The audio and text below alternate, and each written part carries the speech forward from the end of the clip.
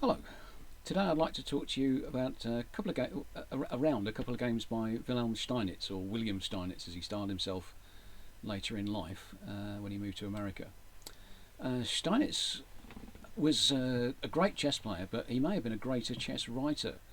He turned to chess journalism, didn't play a lot of chess, but while he was writing, sort of tried to explain to the rest of us how chess worked, and actually as many occasions when you try and teach other people, the person you teach most is yourself.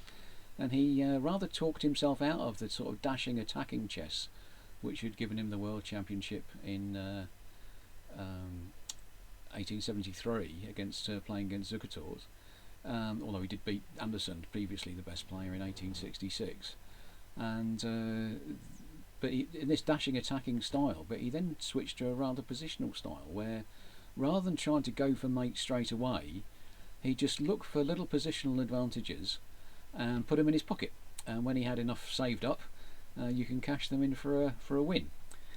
So, having had a look at that list of positional elements that we reviewed very briefly at the weekend, here is a couple of games where you can see that collection of positional advantages in action. So this first game is between Steinitz and a chap called Bernhard Fleischig, who I must say I've never heard of, but anyhow, black goes for the French defence. Steinitz once says, "I've never once played the French defence, which is the dullest of all openings." So thanks Wilhelm. In fact, he plays it perhaps not in the best way, with e5, and after d5 takes and takes, and the only things that have really moved on the board are black's pieces. So I wonder if this is not the right way to play for white, but anyhow, he soon got on with it. d4 and played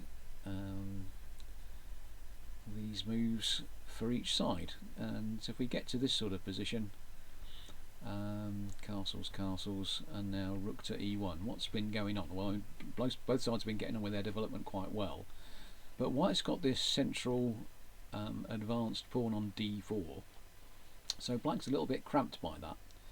Also, white's has got free development of both bishops. This bishop has come out this way, this other bishop can come out the other way as it pleases, but this bishop on c8 is struggling, and it's struggling because of this pawn on this pawn on e6, and black should really try to move that pawn on e6 so that this bishop can get out. Instead, I think playing a very strong player, this was played in Vienna in 1882,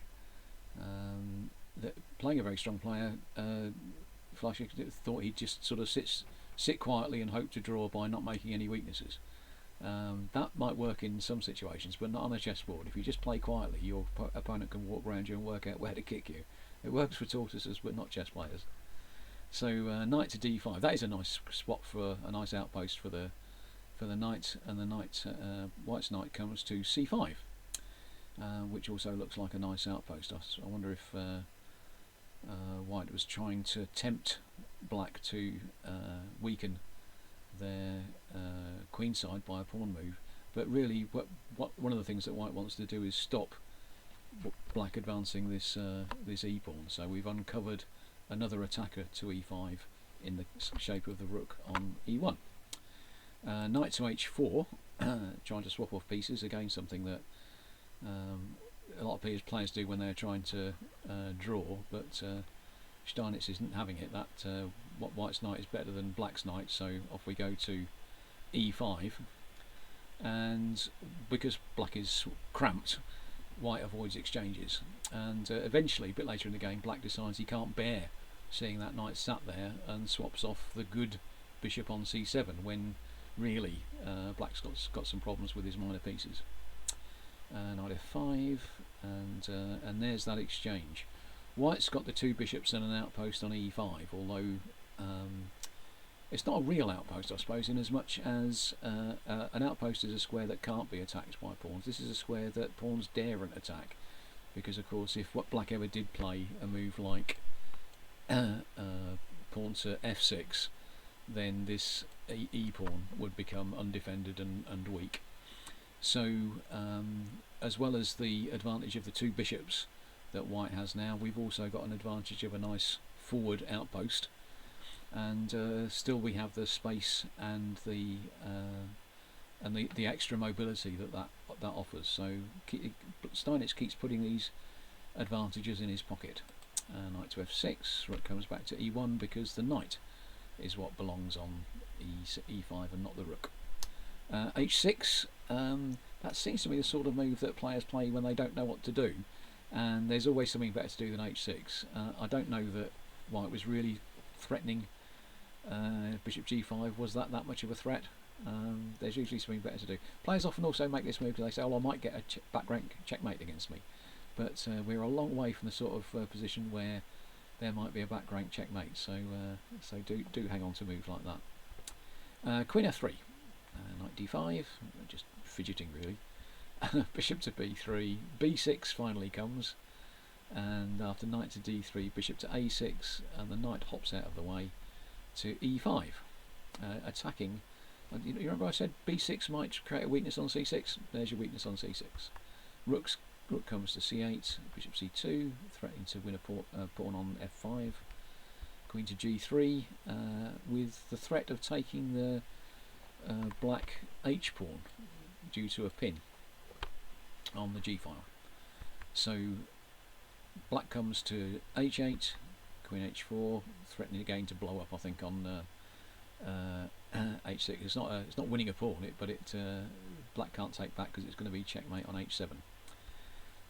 King h8, g3, king g8, and having a little fidget about. We'll try another. We couldn't tempt black into playing another a weakening move. So after these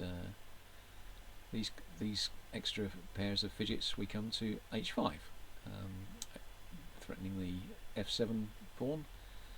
Rook c7, bishop d2, finally developing the queen side, and queen h3, knight d5, and now a little bit more assertive. We're using, and that's been quite a nice square for that knight, and so white's denying the black knight's good squares. So we chase the knight away, and developing the last piece, rook on a to d1, which is vaguely looking at the black queen. White's in no hurry to say, well, I've got a better position, therefore I'm going to try and smash through. I mean, I think a more attacking player might have said, well, I've got these wonderful bishops pointing at the black king, I've got this nice advanced knight. I think Tartakova said, put a knight on e5 and mate will come by itself. We've got a rook lift that we can make, and the queen's in place, so why not try and smash through on the king side? But there's actually no need to do that at this point. We've got plenty of time to do that if need be, but no rush. Let's just improve our position. And after rook to c8, with the retreat of because there was a discovered attack threatened there, playing over the whole board, white switches to a3, which wins a pawn. And so this switching of attack we often see in positions with more space, where black just can't organise their pieces well enough to defend. We've got the king side sorted, covered fair enough, but the queen side was weakened, and we're winning some pawns. So the bishop is attacked, retreats to a8, queen takes b6, and now black lashes out on the king side. I mean, with black's 2 pawns down with a terrible position, what are you going to do? Well, you have to do something, otherwise you're just going to lose. So white correctly, I think, tries to start something on the king side, but their pieces just aren't well enough to support it. I always say you can only attack with an advantage. That's actually a Steinitz that says that, and black doesn't have enough of an advantage to make this sort of thing stick. So king side pawn advance, we're going to lose the bishop if we don't give it some air. King to g7, c5 is a terrific move. And I said we were denying the black knight some squares. We've actually opened up this square on d5 again, but it's more important in this position to keep the other black pieces squashed. So this squashes the black knight on d7, which can no longer come to b6, and it very much squashes the bishop on a8, because that c pawn now is never going to move. Knight on d to f6, perhaps coming to d5, but well, let's see how far it gets. After knight to c4, what's white threatening? Well, we've got lots threatened now. We've got knight to d5 is a threat, forking the rook and queen. Bishop takes f5 is a threat because of the pin down the e file. And what can black do about this? I mean, can they move the rook, or the if they move the rook, that stops the fork, but f5 will go. If they move the queen, if the queen comes to d7, there's a fork on b6. If the queen comes to maybe d8, I think white's still got a very very powerful attacking position, and in this position we just knock off the e pawn, I think. So that one's no good. If the queen comes to f7, then we'll play the fork on d6, and lastly, if the queen comes to e7, then we've got bishop to d6, also picking up the exchange on f8. So without I do apologise. Without a lot of fuss and without a lot of crash bang wallop, black's position is just completely awful, and black resigned. The grandmaster way of avoiding all of these tactics at once, and the poor old knight never got an opportunity to come to d5 again. So, as I say, not a very glamorous performance by Steinitz, but how powerful that play looked. How very powerful and effective. So that's accumulation of advantages, sometimes called accumulation theory. Here's another game from Steinitz. This is from the same tournament, playing against Joseph Henry Blackburn, the grand old man of British chess, who used to be known as Black Death. Terrifying attacking player he was. And Steinitz starts off with an attacking opening, the Vienna Gambit, but plays it in quiet style. Takes, knight g4 takes, knight c6, and Steinitz goes for an early exchange of queens. Takes on e5, pushes away the knight from e5. Again, this strategy of denying the enemy knights a good square, and bishop to c4. So what's happened? We've only played 11 moves. The queens have come off, and in club chess that's often a signal that you want a draw, but Steinitz is not looking for a draw. Steinitz stands better. He's got more of the centre, space for his pieces, and it looks like as though both sides have developed two pieces each only, but I'd say that that rook on a1 is already developed because of these double pawns. You think, oh no, not the double pawns, but double pawns are weak only if they can be attacked, and I don't see black in his current position being able to attack b3 or b2, so I don't think those pawns are weak, and actually what they do is provide cover for a couple of squares and a half open file for the rook. So anyhow, on we go. When the queen's off, it's only the queens that are off, and maybe a couple of pawns. So it's quite a full board, and it still feels a bit like a middle game.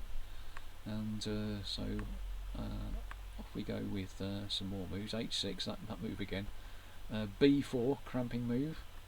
Castles, bishop to f5, and avoid block or retreat. Avoid block or capture or defend, we say. Avoid, the knight can move away to several squares. We can't block the attack, we can't capture the bishop, we can defend the knight, but actually Steinitz doesn't do any of these. He plays an interesting move, knight fg5, with the idea that we're either going to get the bishop pair or we're going to be able to keep our knight on e4, or both. And so what actually happens is takes and takes, and we got both. So that's a very smart move by Steinitz.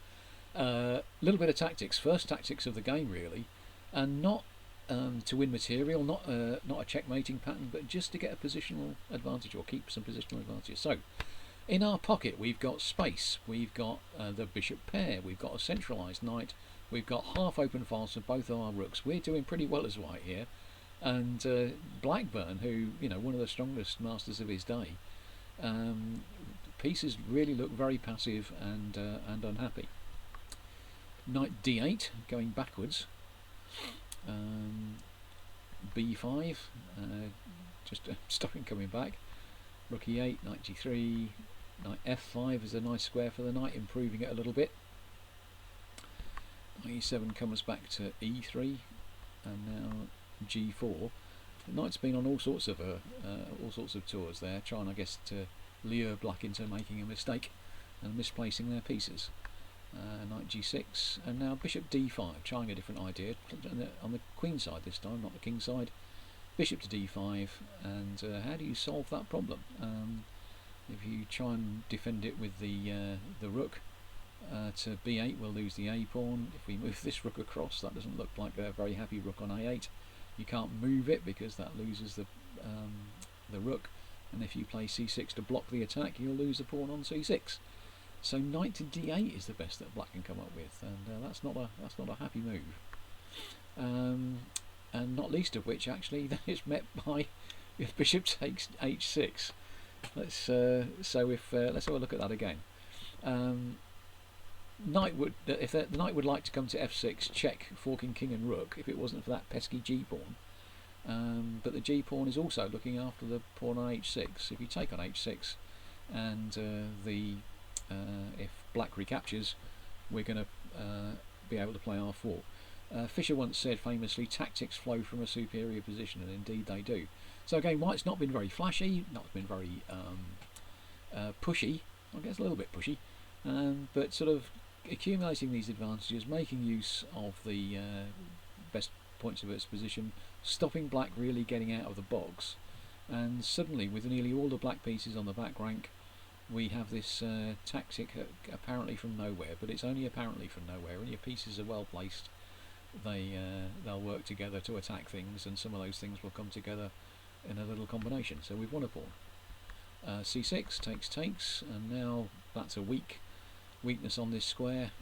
Bishop c4, rook e7, bishop g5, annoying the rook, h4, trying to annoy the knight, bishop e7, and h5 this time.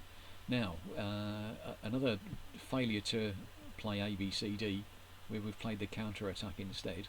Avoid block, capture, defend, if you haven't seen that video. So white works with this little tactic again. Now if bishop takes bishop, pawn takes knight, and white's ganging up seriously on f7, and can add another piece to attack f7 when the knight moves to e5, so black would be in some trouble there. Not just so there'd be an exchange of pieces, but black's going to lose a pawn on f7, I think, and that's not a happy pawn, not a happy place to have a white pawn. So retreats, and white's tactic has resulted in yet another black retreat, and a little bit more space for white. Bishop to d6, b4, again trying to stop black thinking about breaking out with either a5 or c5. And white's got the advantage and the initiative on both sides of the board. Poor old black's had no rest, and these the knights have been hopping around in some agitation, trying to find something to do. Knight to d6, rook to a6, ganging up on that c6 pawn that's become isolated. Rook c8, h6, trying to create a weakness on the other side.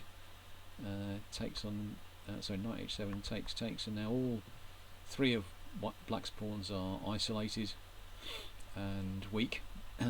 They're all exposed to attack, and their pieces are awkward.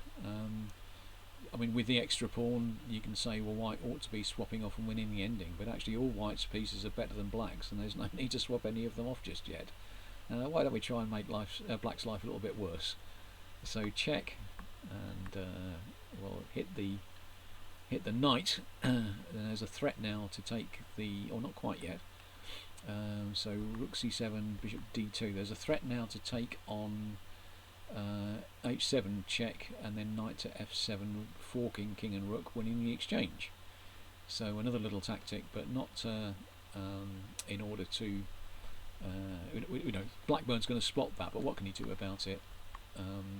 Another retreat, and we'll play a check to the king, king h8 this time, bishop to e4, ganging up on c6, rook e7, takes on e6, c6 rather, so with 2 pawns ahead now, rook e2, this hitting back,